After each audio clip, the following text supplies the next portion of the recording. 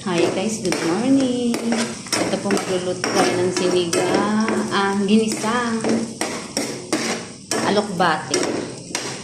Nag-harvest po ako sa aking tanim.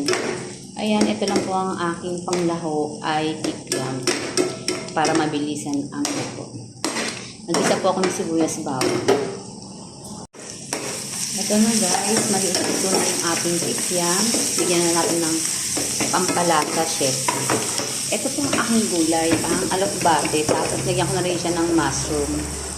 Sayang naman kasi kaysa masira. Lagyan na natin. Hindi naman po siguro sa pagrelo lang.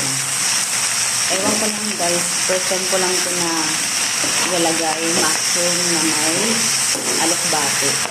Kaysa masira, diba? Sayang din naman.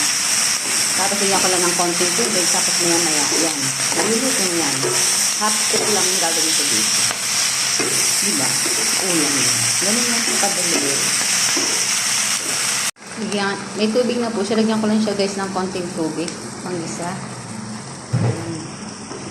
Tapos, konting pakulo. Ayan. Luto na siya. Mushroom with alokbate. Ewan ko kung anong lasa nito, pero bahala siya. Masarap naman siguro yan. Simpleng ulam. Yummy. Thank you for watching. Please comment for my video.